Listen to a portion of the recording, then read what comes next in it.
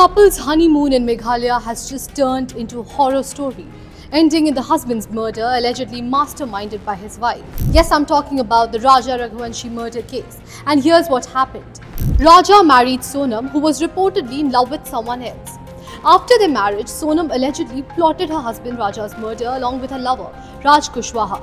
From hiring contractual killers to planning the murder, creating stories, everything.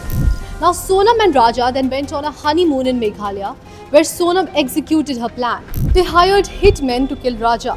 On 2nd of June, Raja Raghuvanshi's semi-decomposed body carrying signs of machete blow was found at the bottom of the gorge by the Veshadong waterfalls in Meghalaya. I'm sure you're thinking, if Sonam did not want to marry Raja Raghuvanshi, she could have said no. She could have refused to the wedding or maybe even have eloped with her lover. Then why did she decide to go on with the wedding and then murder Raja? Let's dive deep.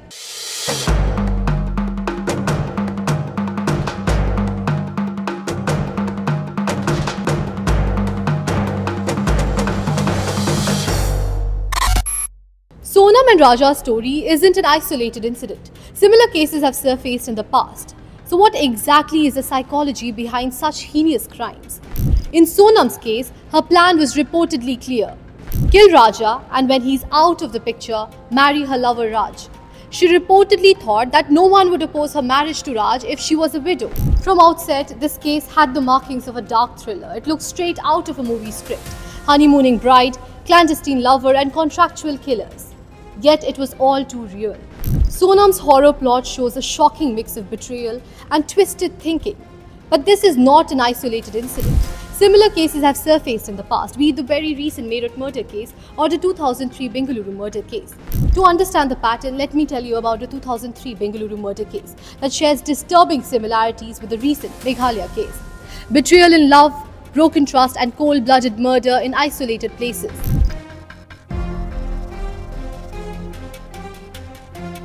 In 2003, a young woman named Shubha got engaged to a software engineer, Girish, in Bengaluru.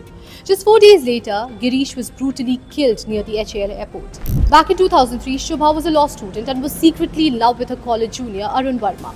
Even though she was engaged to Girish against her will, she went ahead with the ceremony. And days later, she helped plan his murder. On the night of December 3rd, she took Girish to a dark road near the airport, pretending that she wanted to watch airplanes. The hired killer attacked Girish from behind. Shubha took him to a hospital, but then he died. Police later found out records linking her to Arun. Shubha, Arun and 2 others were arrested. They were convicted and sentenced to life in prison.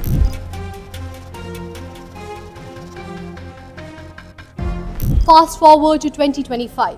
Raja married Sonam on 11th of May. They travelled to Meghalaya for their honeymoon. On 22nd of May, the couple left a Shillong hotel for Sohra and were never seen again. 10 days later, Raja's body was found near the Veshadong falls. He had been attacked with a machete. Sonam, who was initially missing, later surrendered in Uttar Pradesh. Police now say that she plotted the murder with her boyfriend Raj Kushwaha and hired 3 killers to do the job.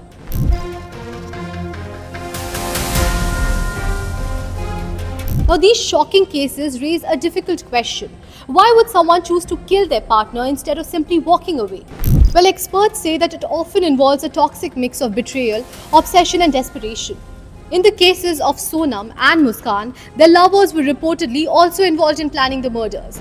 Now, even though Sonam wasn't officially questioned in Patna, police say that their talks with her suggest that this wasn't a crime of sudden anger. It looked more like something driven by mental issues and emotional coldness. Experts believe that certain mental traits may be behind such crimes. This includes personality disorders, obsessive thinking, delusions, and a complete lack of empathy. Unlike sudden outbursts of violence, planned murders show that the killer has accepted the idea of harming someone they once claimed to love. A remote honeymoon location gives the killer a perfect setting for such a plan.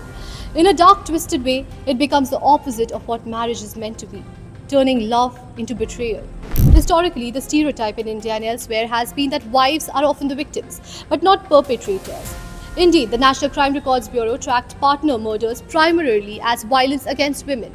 These recent episodes may then slightly invert a long-standing pattern. There are very few cases in India where wives kill their husbands and even fewer that become national news.